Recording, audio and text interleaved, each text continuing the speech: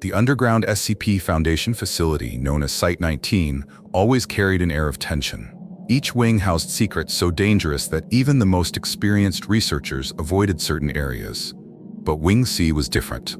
It lacked the obvious security measures that usually indicated a threatening anomaly.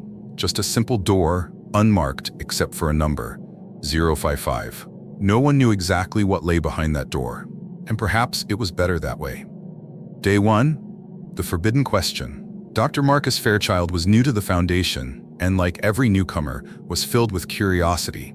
During a routine meeting, he noticed that SCP-055 appeared in several reports, yet always without any description. What was it? When he asked, the other researchers hesitated, exchanging uncomfortable glances. "You don't want to know," Dr. Lively finally replied, her tone serious. "Why not?" "Do you not know either?" Marcus pressed. The room fell silent. Finally, one of the security personnel answered, "It's not that we don't know, it's that we can't remember." The tension in the room was palpable. But Marcus, unable to ignore the mystery, decided to investigate. That night, he dreamed of an empty room. But in the dream, something was there, something shifting in the shadows of his peripheral vision. When he woke up, his pillow was soaked with sweat. Day 3, the discovery. With limited access to digital files, Marcus found only fragments of information about SCP-055. No descriptions, no images, just vague references, self-censoring anomaly, cognitive retention difficulty. This only fueled his determination. He began planning an incursion into the room. That night, while most of the team was away for an evacuation drill, Marcus accessed Wing C. The door was surprisingly easy to open. Inside, he found something, or at least he thought he had. Later, he described it only as an absence that consumes. He emerged from the room with a vacant expression, almost anesthetized. When his colleagues found him the next day, he was sitting in his office, staring blankly at the wall. "You went into the room, didn't you?" Lively asked. Marcus looked at her, confused. "Into what room?" Day 5. Mental disintegration. Gradually, Marcus began to change. He forgot simple tasks, got lost in conversations, and most disturbingly, developed an obsessive fixation on something he couldn't describe. He filled page after page with disconnected words. "It's not something, maybe, I don't know what I saw." The strangest part was the drawings. Jagged lines that seemed to depict spirals or a black hole, some kind of endless shape. The strokes were frantic, as if he was desperately trying to capture something slipping from his mind.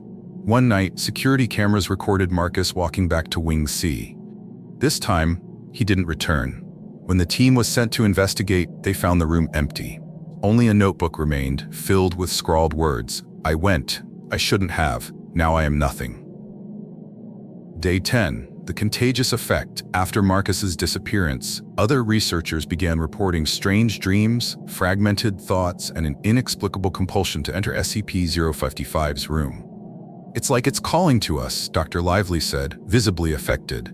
The dreams featured endless corridors and a presence that always followed, just out of sight.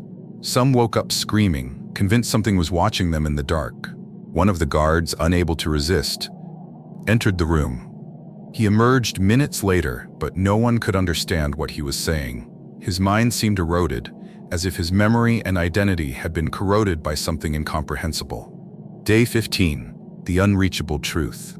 Dr. Lively, unable to bear the curiosity, decided to enter the room.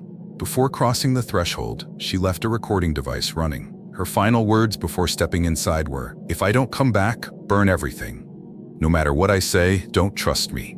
When Lively exited 47 minutes later, she appeared unharmed but changed. Her expression was blank, her movements erratic, and her gaze unfocused. The recording showed only 47 minutes of static. However, in a single corrupted frame, analysts detected a nebulous silhouette, as if something had approached Lively before she left. In the following days, Lively spoke little. She scribbled incomprehensible diagrams filled with arrows pointing at empty spaces. Her last note before vanishing entirely read, "You can't look, you can't forget. It's always there, in the corners, waiting."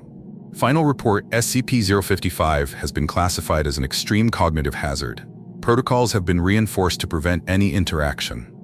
However, Dr. Lively's final words echo as a desperate warning. The true danger of SCP-055 isn't what it does. It's what it leaves behind. It erases more than memory, it erases meaning, and what remains is the void. But the void is not harmless, it watches.